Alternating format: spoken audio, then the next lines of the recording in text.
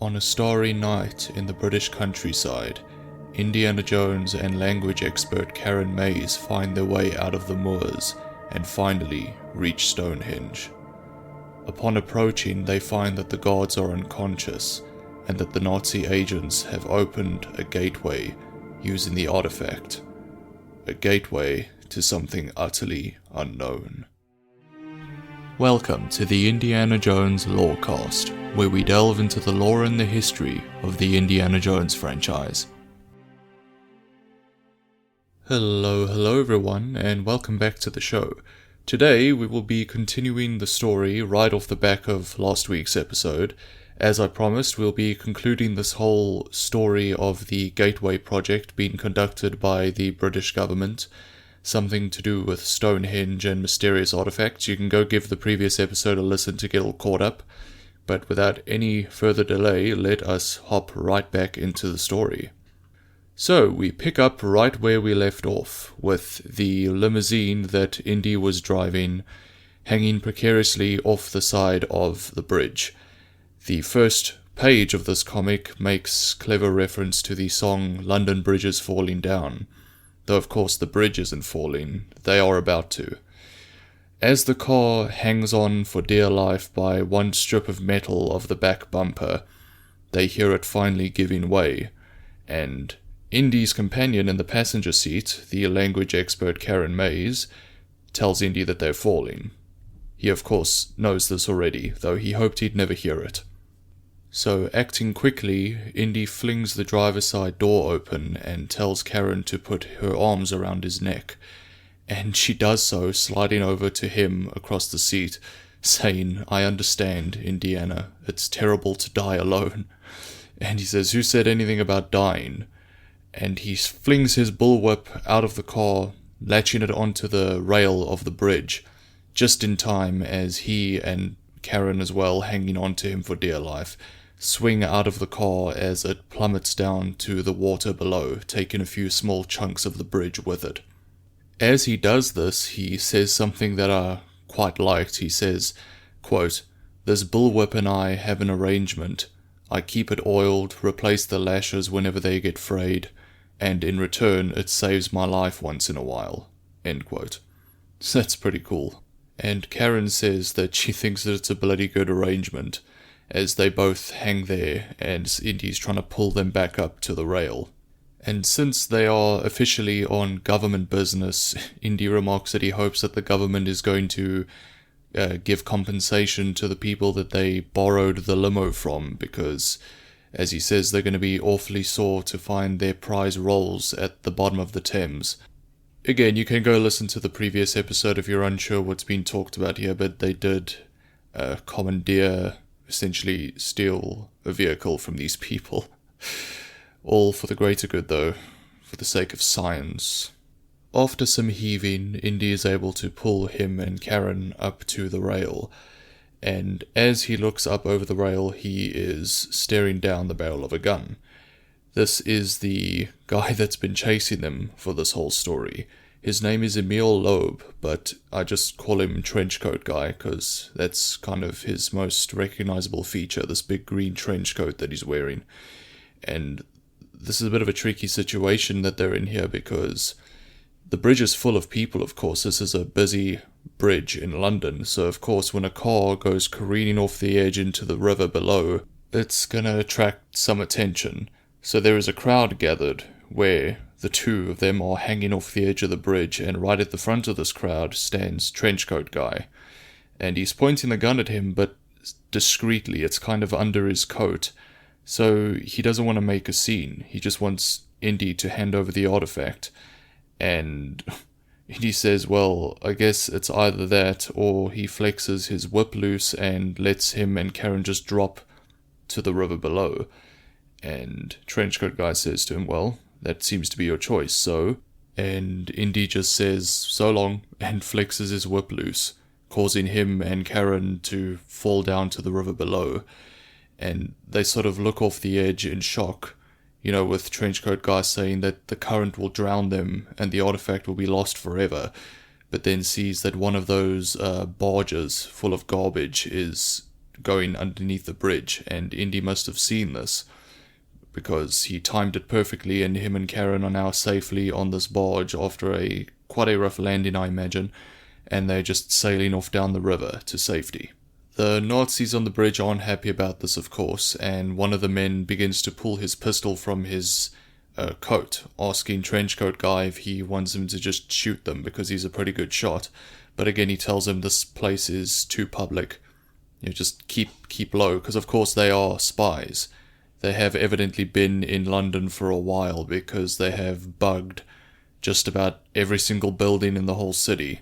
That's how they've been able to stay on Indy's tail this whole time, because they know exactly where he is and where he's going at all times, it seems. So they have this brief respite as they have now escaped for the time being. The captain of this barge lets them off at the next dock that they pass, and we then cut to the apartment of Karen Mays' mother, this elderly lady who lives by herself. And we see that Karen has already cleaned herself up and is standing talking to her mother while Indy is evidently taking a shower himself. And her mother, sort of classic thing, sort of says to her daughter, well, who's this guy? And she tells her mother that Dr. Jones is an associate. Our relationship is strictly business. And her mother says to her, the last time I had business that made my eyes sparkle like yours, dear, I married your father. And, Karen's kind of blushing, and she says, oh, Mom, I admit that Dr. Jones is rather nice looking, but she is cut off by Indy entering the room. He didn't hear anything that was said, but he's sort of wearing this pink gown, and he says to them he appreciates the shower and the washing of his clothes, but he's just not used to wearing things like this around the house. And Karen tells him that she thinks he looks cute. And as her mother leaves the room, leaving them to just discuss business, Karen says to Indy that her mother likes him, and he says that he likes her. And of course, still very grateful for the shower and the place to stay and everything. And he then pulls out the crystal cylinder, the artifact that this is all about, and examines it again. Him and Karen then sit and discuss the whole situation over again. This seems to me like it's just supposed to be a whole lot of exposition for anyone who missed the last issue of the comic, because they literally just spend quite a few panels re-explaining all of the stakes and the situation and the position that they're in, just about how the artifact is from some ancient race that predates the human race that used to live on Earth evidently, and that they've gone somewhere. They've gone to another dimension, and now they are ready to return when the stars are in line. And the stars are aligning this very night, at midnight in fact. It's all stuff that we've heard already in the story. They then discuss the whole situation about getting to Stonehenge in order to open this gateway. They need to do this, that's what the whole gateway project is, but of course the Nazis want to do this as well, in hopes of controlling whatever is unleashed from the other side.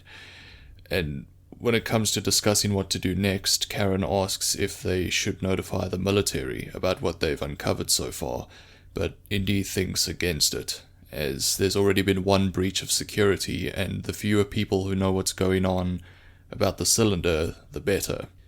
And Karen asks how they're going to get to Stonehenge, like how do you want to get there?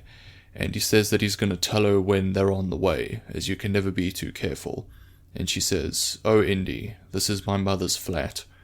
Who would ever think of spying on a little old lady?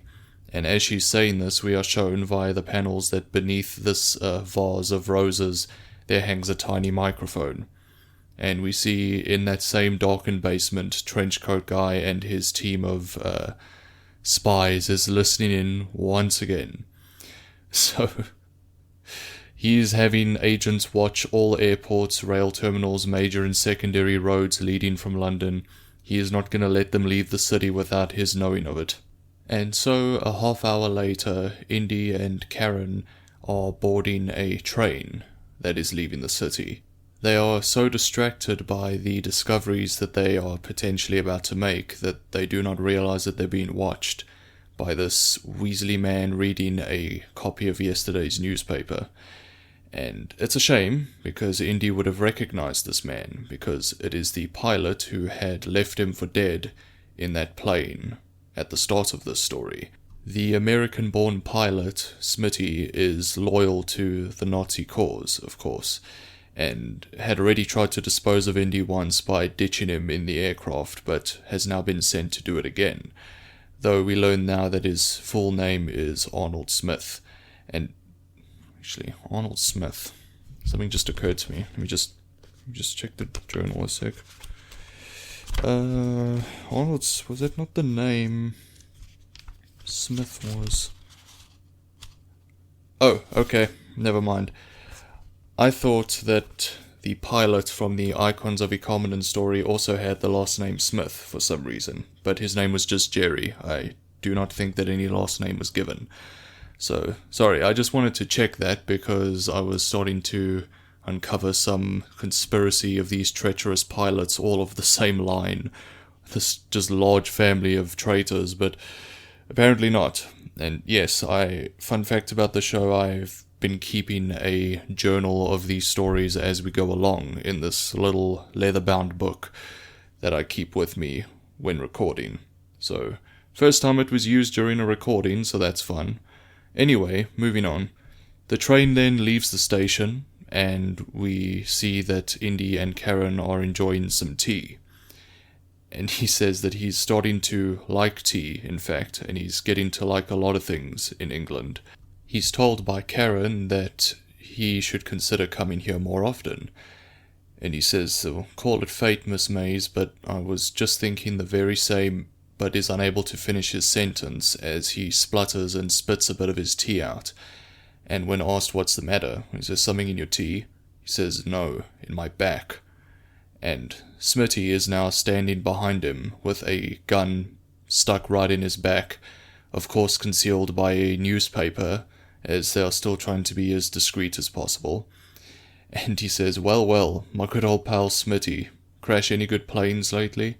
And Karen is brought up to speed pretty quickly as Smitty explains that this is a stick-up, and he wants them to move quietly and discreetly to an unoccupied sleeping compartment where they can speak a bit more freely, and of course they do so, as they have little choice.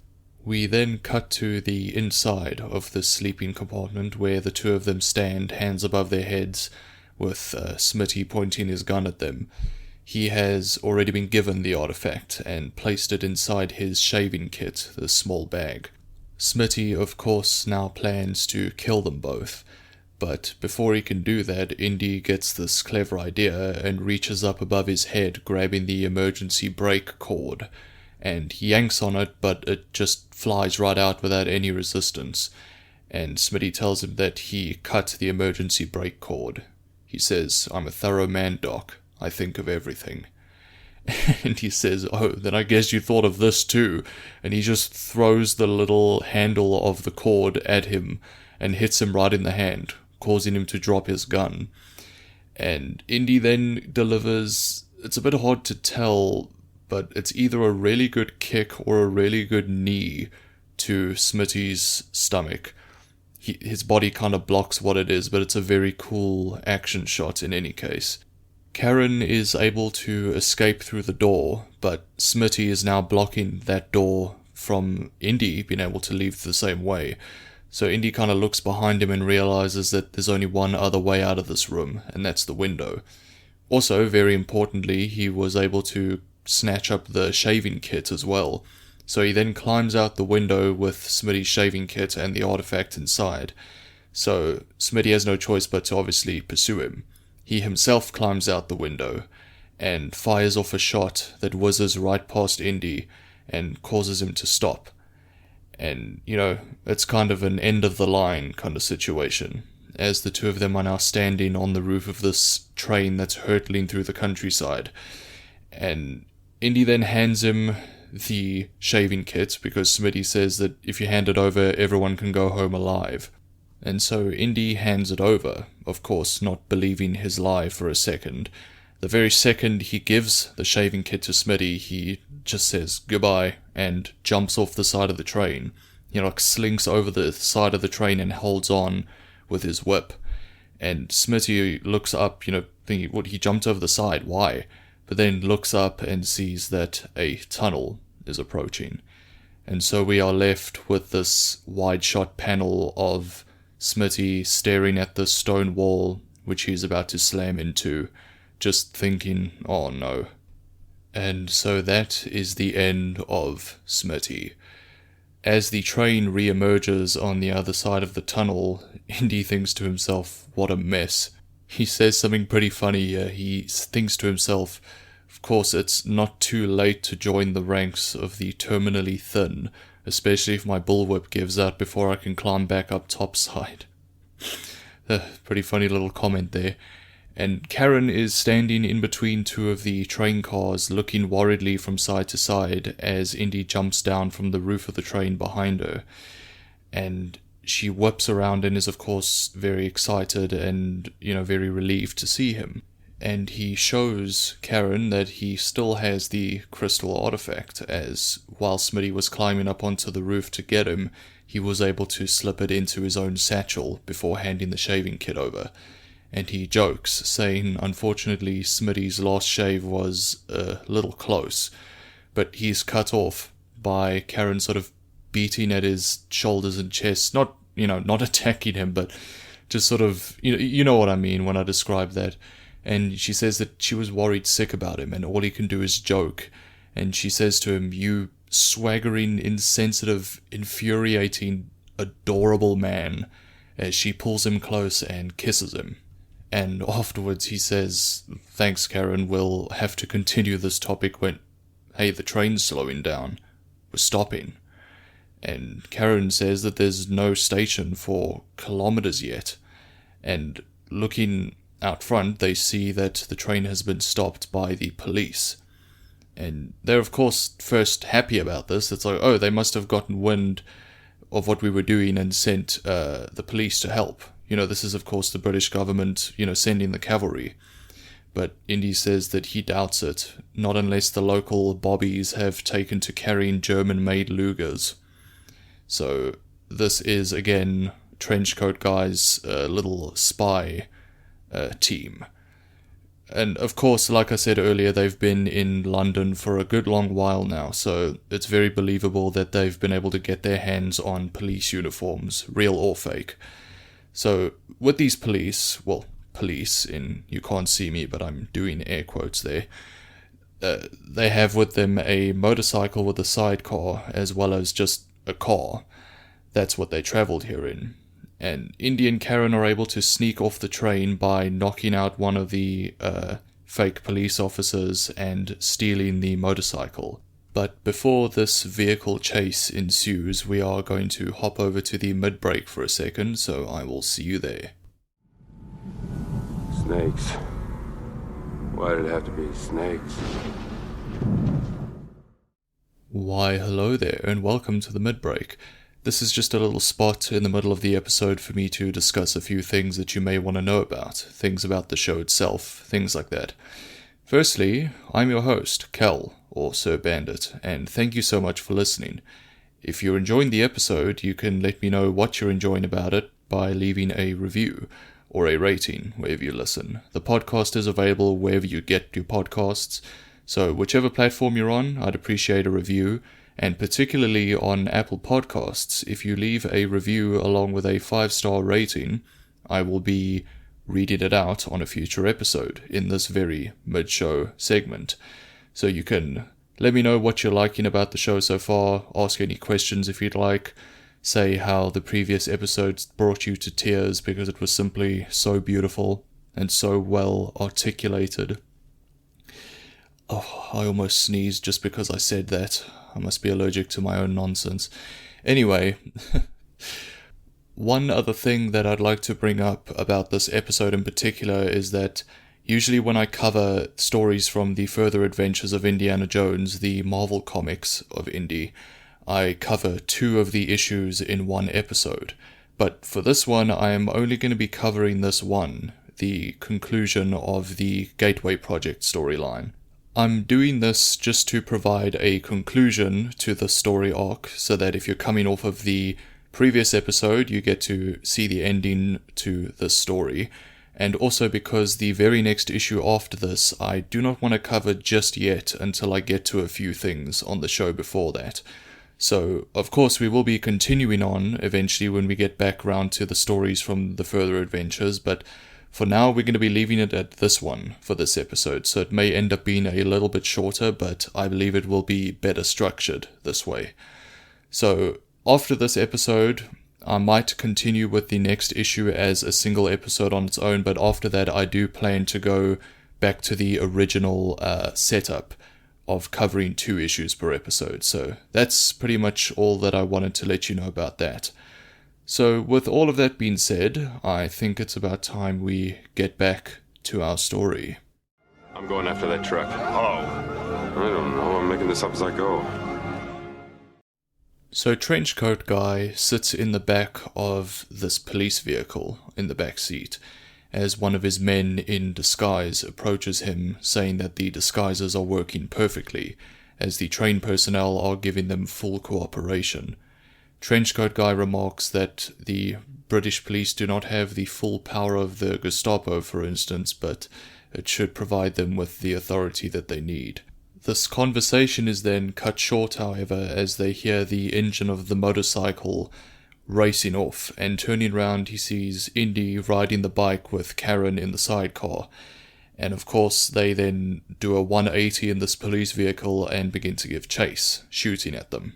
As they race through the countryside with bullets whizzing past them, Indy says that they've got the speed. The Nazis, that is. They may have the speed, but they have the maneuverability at least. Unfortunately, what they don't have is any more road, as he says, as he sends the bike screeching to a halt as they approach this rope bridge. He's now literally on the edge of a cliff or a very steep embankment with nowhere else to go but over this rope bridge. It is just about wide enough to accommodate the motorcycle, but very risky indeed, and he says that they'll definitely die if they don't at least try, so he's glad that his mom isn't here to see this. And he then sends the bike into full throttle, racing across this bridge as both the ropes begin to snap and the wooden planks beneath them begin to break away and fall to the water below. Because yes, just in case I didn't make it clear enough, this is an old rickety rope bridge. A rope bridge that is utterly dismantled by their crossing. The back wheel of the motorcycle literally thumps against the opposite edge of the cliff, as the bridge literally gave way just before they reached the other side. So the Germans now cannot get to them, thankfully, as there is only one pitiful little rope left hanging from side to side. But they themselves cannot go anywhere because the gas tank of the bike was clipped by one of the bullets, so they are now out of fuel. And unless they want to be next, they had better get out of there. As night falls, Indy and Karen use a small compass and just instinct to guide themselves closer to Stonehenge. They move through the countryside, through the dark, and eventually take a shortcut through fog-dampened moors. A very spooky environment indeed, all these dead-looking trees, and you cannot even see your own feet due to the fog. After a while of creeping through these moors, they find that they are standing right in the center of a quicksand pit. And right above them, thankfully, is a tree branch, so Indy uses his whip to latch onto the branch, and Karen is holding onto him, of course, and they're able to sort of stay above the surface. But Mr. Trenchcoat shows up again. Him and his men show up, pointing guns at them, of course, and ask for the artifact. Karen is, of course, hesitant, but Indy says that he has to, and he throws the artifact over, with Trenchcoat Guy catching it, and with a smile on his face, he just takes out a knife and cuts the whip, which is possibly the most evil thing this bastard has done this whole story. Imagine having your bullwhip cut in half. God. if it's not obvious enough already, I am a huge fan of bullwhips, and I very much desire one of my own. Anyway, the Germans then take the artifact and walk off into the fog, leaving the two of them for dead in the quicksand pit. Indy says that they could perhaps use that branch that's above their heads as a bridge to solid ground, but Smitty took his revolver back on the train. It's at this point that Karen pulls out her own revolver, a Webley that she says that she was given when she first began working in the government service, but she's never used it, but she thinks it works. So Indy takes it from her and starts firing at the branch, right where the branch connects to the main trunk of the tree. But once all of the bullets had been spent, the branch is still not falling. It wobbles a bit, but nothing more.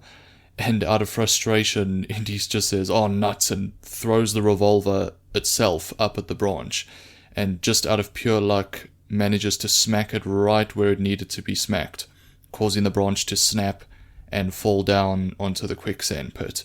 And they are then able to use it to get to safety. And Karen says, you knocked it loose. And he goes, yeah, I meant to do that. And she says, of course you did. And so the two of them continue on their journey. Stonehenge is at last in sight, and it sits ancient and ominous at this point, below a very bright and starry night sky. As they get closer, they see that there are some unconscious men lying outside of the inner circles of Stonehenge, and Karen says that ever since the artifact was found, military guards had patrolled the perimeter of Stonehenge, but they have obviously been knocked unconscious by the Nazis. But there is a light that then draws their attention, a light coming from the center of Stonehenge, and looking, around the side of one of the huge stone pillars, they both look in shock as Indy says, "We're too late." In the very center of Stonehenge stands Trenchcoat Guy, holding up the crystal cylinder above his head, his arms straight up towards the sky, and the artifact itself is glowing with this brilliant yellowish white light, and this light then crawls down the man's arms like fire before hurling itself up into the stars and beyond. And Indy and Karen, drift their eyes upward and see what has been opened above their heads. And above Stonehenge, this enormous whirl of light and strange energy and lightning, it's this very fantastical scene, but it is ultimately this huge circular whirling portal, or gateway, of course, I suppose you could say. And vaguely within this gateway you can see these enormous faces, the faces of these creatures that the text in the panel describes as, quote, hazy glimpses of things reptilian, simian, canine, insectile, and utterly unknown, end quote. So as we see these enormous and vague beings swirling around with their faces, some enormous limbs, these two great arms and hands with claws on the ends of each finger, reach down and grasp the topmost stone slabs of Stonehenge, as we are told that whatever these things are, they want out. Karen is shaking Indy by his shoulder, saying that they've got to do something to stop this, but he is sweating and looking up into the eyes of these unfathomable beings, and he says, no, I can't. What those things could tell us, they're from a different time, they're living history. I gotta know what they are, Karen. Curse me if you want, but I gotta know. But at this moment, one of the Nazi guards begins firing at them with a machine gun from behind. And in this moment, Karen swings around with her handbag and knocks this guy out, saying, "Why don't you just go home, you bloody brown shirt?" And this guard is now unconscious, thankfully, and she reasons with Indy, saying that men like that are going to try and use these beings for their own gains, and they will be able to take over the world potentially. It is not worth it. Indy then comes around on this, and he says, yeah, I guess you're right. I think in my soul I've known it all along. And leaping forward from their hiding place, he says, but I'm gonna hate myself in the morning. He then tackles Trenchcoat Guy from behind and causes the artifact to fly out of his hands, still glowing with this brilliant light. And as we see what happens next unfold before our eyes, the text on these panels say that the artifact sails free and, quote, rising like a summer star, twinkling like a maiden's tear, and at last, like sad Icarus in failure, descending into oblivion, end quote. And as we are being told this via the text, we see that the artifact is spinning wildly, flying out of his hands, and eventually crashes to the ground, shattering into pieces. And at the very moment this happens, the brilliant light of the portal above them begins to swirl around rapidly and spark as it closes, eventually becoming this thin streak of what looks to just be lightning before it does. And just like that, it blinks out of existence and is gone, replaced by the normal starry night sky that was there before. The Trenchcoat Guy is, of course, not very happy about this. He is quite upset. And Indy points a pistol at one of the Nazi spies, saying that he hopes he's not thinking of taking off. But the Nazi spy tells him that he will not run, because after what he's seen here tonight, he doesn't think he could walk. And the panel tells us that the Trenchcoat Guy agrees. So it's very clear that they are all so shaken up by what they've seen that they are just kind of dumbfounded, just struck dumb by what's happened, so they're able to just be arrested pretty easily. Though, of course, being held at gunpoint by Indy probably helped with that as well. So a short time later, the authorities arrived, the real police, and arrest them. And as they're doing that, Indy and Karen examine the shards that are left from the artifact. And Karen tells them not to take it so hard, as they may have saved the free world tonight. And Indy says he realizes that, and he's grateful for it, but he just can't help wondering if what they've given the world makes up for what they've taken from it. And the final panel of this comic shows the silhouette of Stonehenge with this brilliant sunrise behind it, as the final text describes, quote, crystal shards clatter to the ground, Karen and Indy walk silently away, and the sun, as always and ever, rises over Stonehenge, end quote. And that is the end of the story. I have to say, I really liked the setting of this one, going to the British countryside and London, and there's all the sort of British government work and spies being sent after them in the city, chases on the train, chases on motorcycles, over rope bridges. It was a really, really fun setting for the story. As for the whole conundrum at the end, whether or not it was worth them closing the portal like that and destroying the artifact, I think it was more than worth it, because sure, I'm sure those beings would be very fascinating to study, but that's assuming that they're going to be in any way cooperative. I mean, I'm sure even if they do tell you some little sneaky secrets, it is not worth the risk of it falling into the wrong hands. And not to judge a book by its cover, but those things up in the sky didn't look particularly friendly. I was also quite fond of Karen Mays as the lead lady of this story. She, of course, has feelings for Indy, as do many of the ladies who spend time with him. Of course, this doesn't really go anywhere after this issue ends, because that just seems to be the lifestyle of Indiana Jones, I guess. I suppose the ladies just can't help themselves. They simply cannot. But Karen was a lovely character, I think, in any case. And one other thing is, I described the beings that were up in the sky, these crazy monsters in the gateway. But if you would like to see what they look like for yourself, actually, I will be posting an image of them on the social media pages for the show as well as on the Discord server. So if you're interested in any of that, you can find all of the links in the episode description. But that is going to be all for today's episode. So thank you all so much for listening, and if you have any questions, you can find me in my office. But until then, remember, do not put your journal on the very edge of your desk. I'll see you all next time. Thanks for listening to the Indiana Jones Lorecast. If you like what you hear and want to support the show, then drop a rating or review wherever you're listening. I'll see you next time.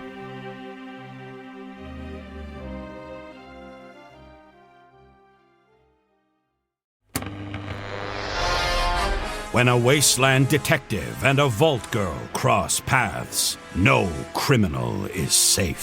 You're both under arrest. Don't move a muscle if you know what's good for you. Based in Bethesda's Fallout series, follow Walter and Bunny as they traverse the Texas Commonwealth and New Vegas, busting big crime rings. We'll need all we can to expand into Vegas territory. And surviving anything the wasteland can throw at them. It's him! It's the Mothman! Featuring a series of nail-biting narratives and guest stars from across the Fallout community. It's anybody's guess what thrilling case is up next. War never changes, does it, Bunny? No, it certainly does not. True Vault Escapades, a Fallout audio drama. Available anywhere you get podcasts.